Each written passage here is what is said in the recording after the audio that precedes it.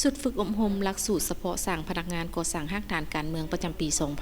2026 ของนครหลวงเวียงจันทร์จัดขึ้นในวันที่ 16 มิถุนายน ที่โรงเรียนการเมืองการปกครองนครหลวงเวียงจันทร์ให้เกียรติขึ้นบรรยายโดยท่านเข็มพิษแพงดวงจันทร์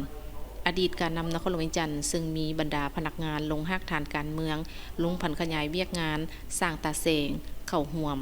ในการบรรยายได้ยกให้ฮู้ถึงเนื้อในหัวข้อที่ 3 กำแน่นและจัดตั้งปฏิบัติ4คาดหมาย4เนื้อในเวียกงานก่อสร้างฮักฐานการเมืองคือรับประกันเฮ็ดให้ระบบการเมืองอยู่ฮักฐานมีความเข้มแข็งสิ้นมีหน่วยพรรคได้รับการยั่งยืนเป็นหน่วยพรรคปลอดใสเข้มแข็งหนักแน่นมีองค์การปกครองบ้านแนวราวสร้างชาติสหพันธ์นักรบเก่าและบรรดาองค์การจัดตั้งมหาชนเคลื่อนไหวตามพระบทบาทหน้าที่ของตนเป็นปกติสามารถเต้าโฮมความสามัคคีประชาชนบรรดาเผ่าสั้นคนภายในบ้านทั้งฮู้ปลุกระดมและนำพาชาวบ้านเข้าร่วมปกปักรักษาและปฏิบัติตามกฎหมายสำหรับเนื้อในดำเนินการโฆษณาศึกษาอบรมการเมืองแนวคิดให้ถือเวียกงานนี้เป็นปัจจัยตัดสินผลสำเร็จของการพัฒนารากฐานบ้านสุ่มทุกกำลัง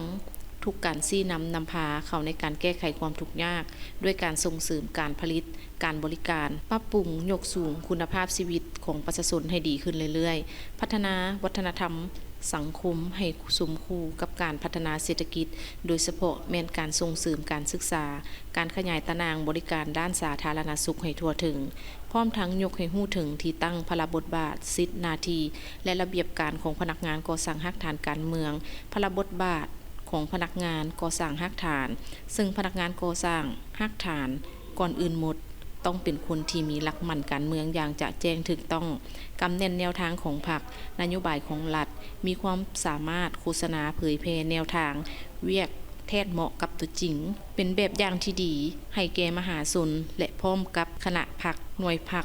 วางแผนการแต่ละด้านต้องเฮ็ดหน้าที่ซอกฮู้ปัญหาซอกเห็นทัดแท้และสรุปสั่งรวมข้อมูลปัญหาต่างๆอย่างชัดเจนเพื่อนำเสนอการนำค้นคว้าพิจารณาให้ทิศชี้นำแก้ปัญหาอย่างถูกต้องทันเวลา